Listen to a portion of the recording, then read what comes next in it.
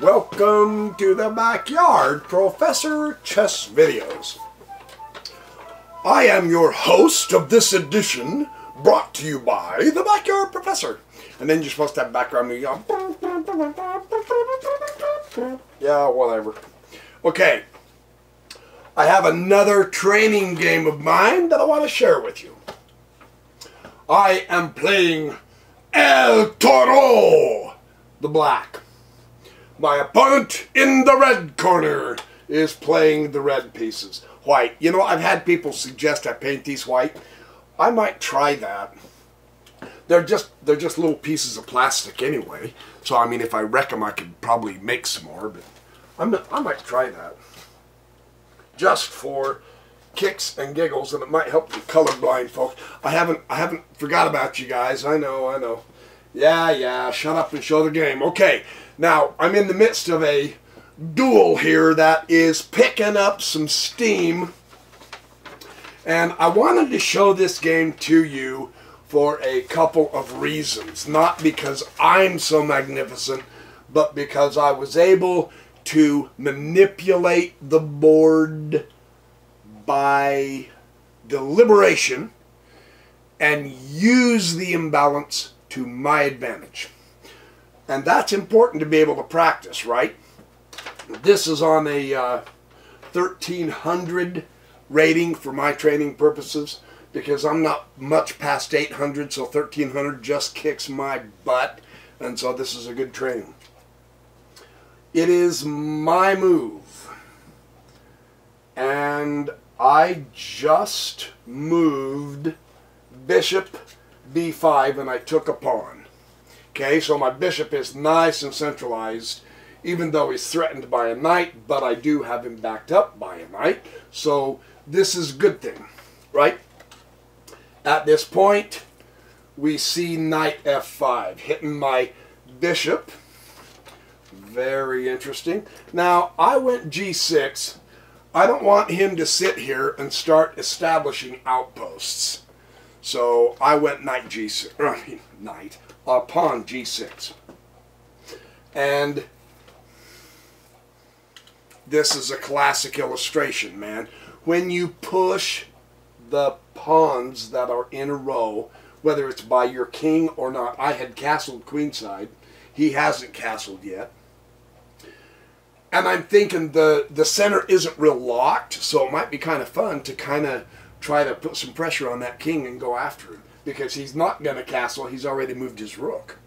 So, but because I pushed, I have weak black squares, and he took advantage of them. That just puts a cramp in you, right? You know, that's like a Charlie horse in your thigh. Get it? Charlie horse, thigh, Charlie horse. Yeah. Anyway, so I went rook h to f8. And he went knight takes d5. Yeah, he took the bishop. The bishop was coming up here pretty strong, although that pawn was covered. The bishop was also coming here pretty strong, although that pawn there isn't even there, so it's not like it was threatened. I mean, you know, he took my poor bishop, the idiot. That's okay, though, because we're exchanging pieces now. Knight takes knight. Are you beginning to see what's starting to develop already? When I do my training videos, I specifically look for things like the knight-bishop argument. Who is stronger in pawn structure? How's your center doing? Is your king safe? Things like that. Rooks on open files. Queen better positioned than your opponent's queen so that she can be more effective. The whole principle is to make all of your pieces more effective than your opponent's, yeah? Well, from my limited intellectual capability within the chessics of reality, it was looking like it was a better knight board than a bishop board, and so I left him the bishop pair and I wanted the knight pair. And they're pretty nicely situated at this point. They're not really on outposts yet, but I have really nice potential outposts. These two could be threatened by that pawn, this one by that pawn, so a potential future possibility here, right? Just be aware of that. Understand also that what I'm also seeing here from my point of view is this is an open file for me. My pawn's not there, so that's a possibility, and I can make this one an open file real easy. It's not open yet, but man, I can make it open. So just a couple of items. So queen comes to c1, backing up the bishop here, possibly going to get rid of my, trade off bishops and get the queen up in here.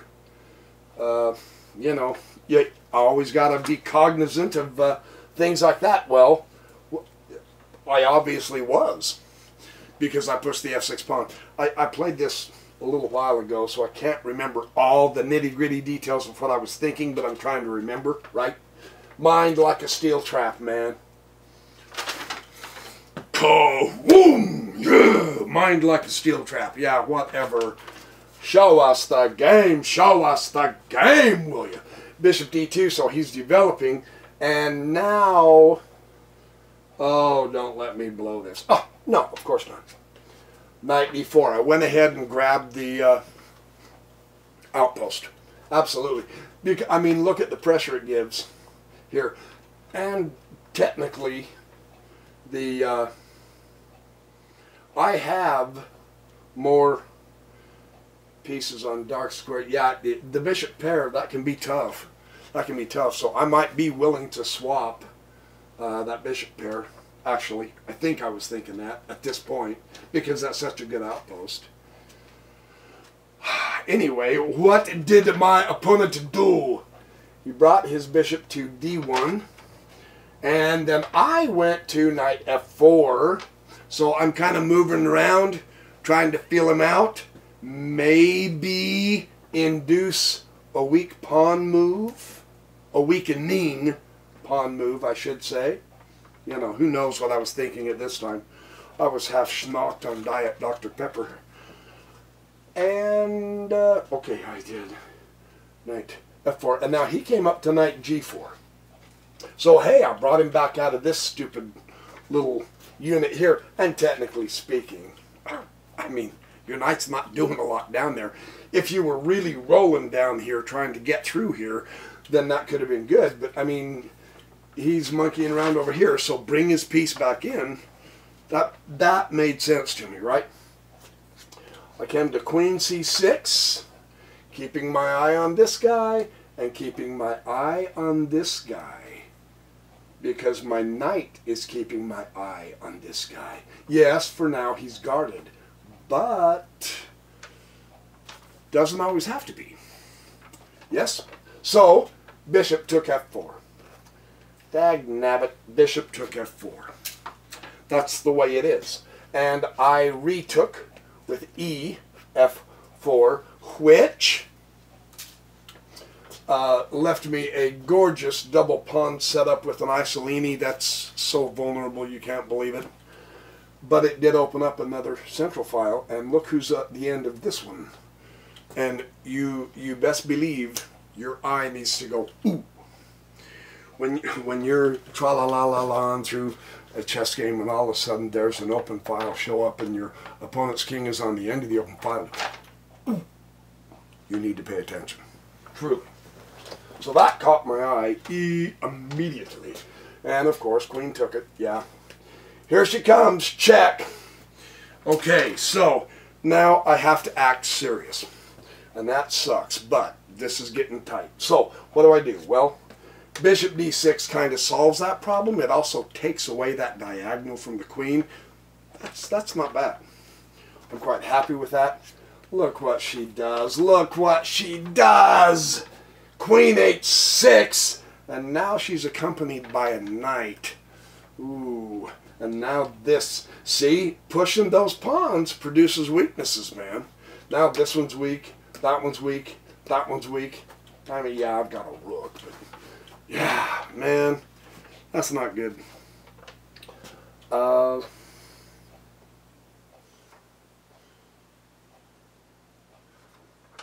and I went,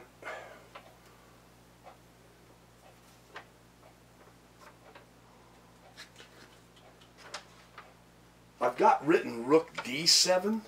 How could I be rook d7? That's got to be rook c7, or else I put my rook in the wrong place. Oh, yes, I did, because my king's at b. I'll bet that's where my rook was supposed to be. No. Anyway, I'll say it was there. Good grief. Rook d7. You know, the backyard professor is always sharp, crisp, and clear. Yeah, you bet your buttons, Buster. Now watch. Queen all the way back to d2. So that didn't accomplish a whole lot. However, it got me to thinking, you know, I'm going to put my queen here. He bumps his rook up here. And then I'm going to push f5 and chase that guy away even further. And he did. This time he came back to e3. And now I'm at rook e7. Pinning the knight to the king. Right? What do you do with pinned pieces? You attack them.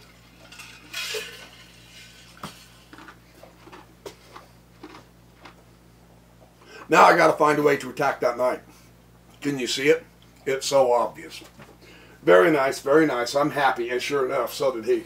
King f1. Now that's the... Here we go. I'll drink to that. That's good chess.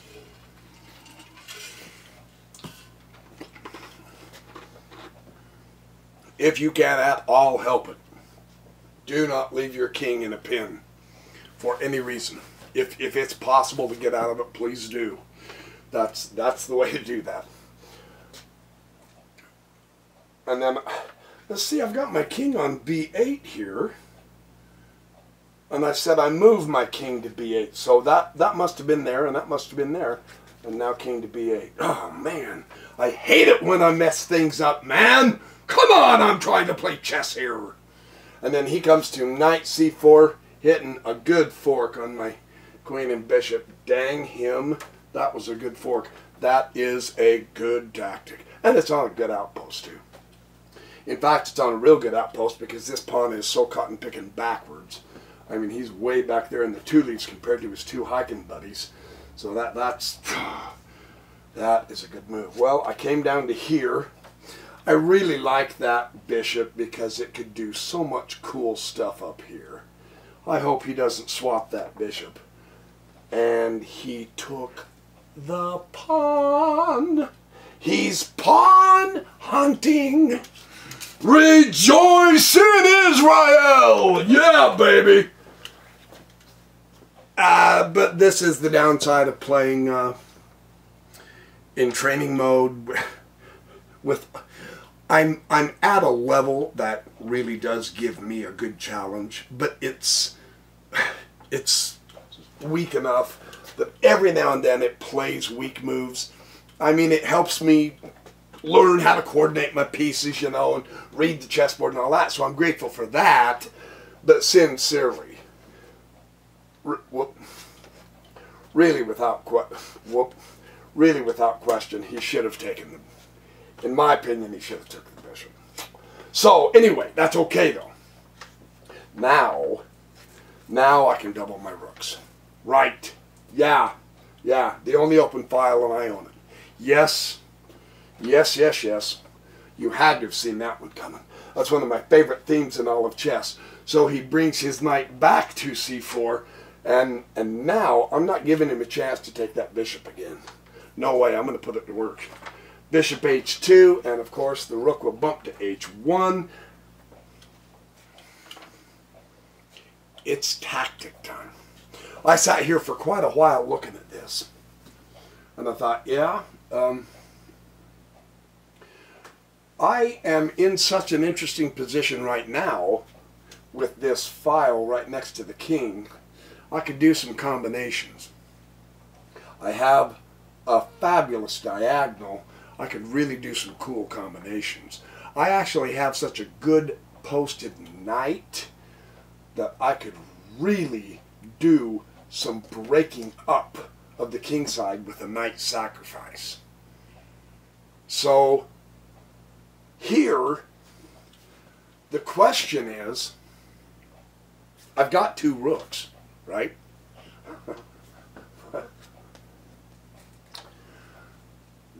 That would really be a hell of a move, wouldn't it?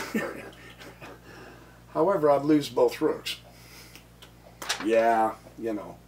But he would lose his queen. But I would lose both rooks. And I like that file because it kind of keeps the king where I want him, right? So I could come back and sacrifice a bishop, right? Break up the Kingside a little bit more. Yeah. Or I could bring it all the way back here and just threaten his queen. But you know, see, that would bump her down. That would put her further away from the king. Right now, the king's pretty bare, right? That's why I decided I'm going to do a kingside attack, because most of the pieces are over here. And that could have put the queen further away. True. On the other hand,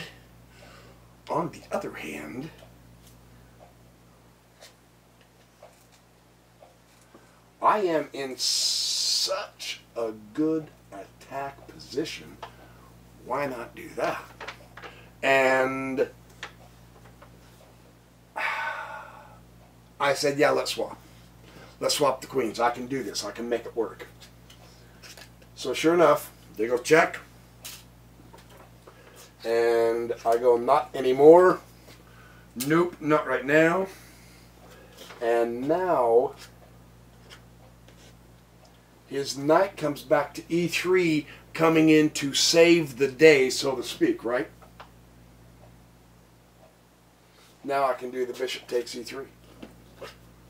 Because, watch what happens if he takes the bishop, which he does. Oh, thou sluggard! I gotcha. I'm breaking up the kingside, right?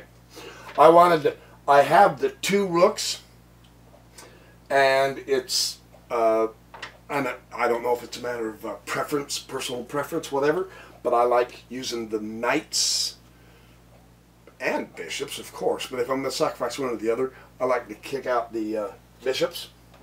So what happened was the rook takes the pawn, and now the king comes to f2, of course, because technically speaking, he can't stay back there very long. He could be in big trouble, and this is why my file is so glorious, because now I can give that as a permanent home for the rook. That's nice. That's good chess. No, that's fun to do. Take a moment. Okay, I've done an attack and a sacrifice. Now hold it. Take a moment. Re-solidify your position. That's the idea here. You don't want to just keep hammering away. Make sure you stay strong throughout. Right? So I did. And now he's pushing the pawn toward the king. And I said, okay, well, it's a race. I'm going to make doggone good and sure, on second thought, that this remains a permanent outpost, because he does have a chance to attack the outpost here, right? Well, I don't want him to be able to chase the rook away at a later date, so if he does exchange, then I want to be able to put another pawn right back there and keep that rook right there, because that is a great position for a rook in a kingside attack, in my opinion. So c3, he's going to hit the knight. Yeah, you know, that's a great post, and I knew that was going to have to come eventually, and here it is. Dang it, man! I was hoping he would overlook it, but he didn't.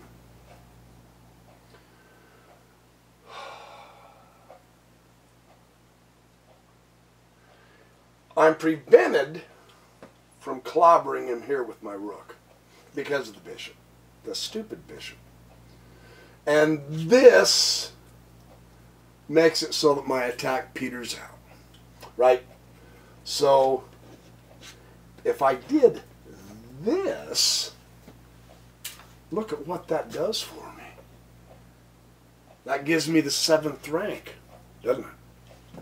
Yeah, because the king can't come over and protect the 7th rank.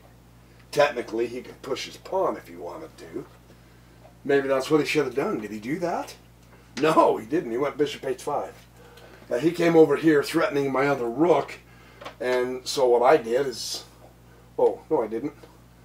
He was threatening my rook, so I went rook d2 check. Yeah. You don't always have to react instantaneously to an opponent's threats. I had a more powerful move. Go ahead and do the check, and then he bounced back to f1, and now...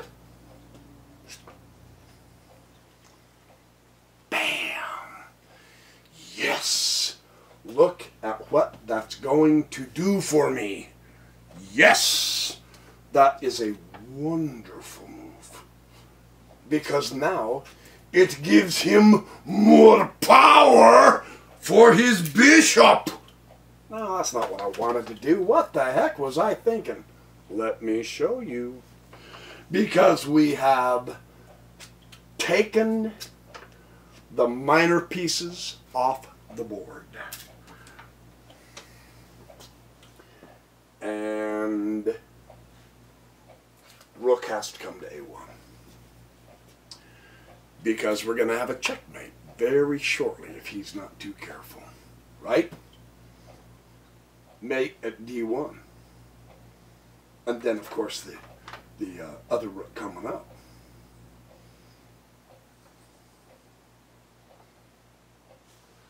If he didn't take that knight at that point, I decided I'm not going to let him.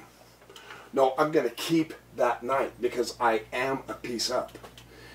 A 2-rook endgame with pretty much even amount of pawns. He's got more on that side, but only by 1. That makes the difference in grandmaster games, but we amateurs aren't that good. So I kept my knight, and of course he said, okay, hold on, I want to take your knight. And I said, nope, too late. I want to check your king again. Instead of immediately reacting to the threat and moving back out of the way, or back out of the way, where he could chase me some more, hold on, what happens if I get this file along with that rank? Are you seeing the theme develop? Pigs on the 7th! Yes! One of my very favorite things to do. King e1, knight f3 check, king f1, and now I've got a discovered check. I couldn't find any place to really put the knight where I could take another piece or whatever, so I just brought it out here and discovered check again. So the king goes back over to e1, tra-la-la-la-la, and now there they are in all their glory. Let them tell their majestic story. Well, it's not Shakespeare, but it is Shirtspeare, you know. They have called me Shirtspeare before. And then he just simply, he gave the game. Because knight d3 is mate. So that was a fun little game to show you the imbalances of the center, and the way to break into an opponent's camp is, of course, always through the files. However, the crowning moment of using your rooks on open files is this 7th rank with both of your rooks on there. That, in combination with either, it doesn't matter whether it's a bishop or a knight or a queen or whatever, even with pawns, man, when you get rooks on the 7th, you've really got some good power. So there's your chessercise. I hope you enjoyed that. I'm still recovering from my cold, so I can't quite be as enthusiastical as I usually am. However, I will try to pick it up. I didn't mean to bore you today. Anyway, thanks for watching my videos. The next one's coming right up. Don't go away. Stay on the YouTube channel, man. You're crazy, dude.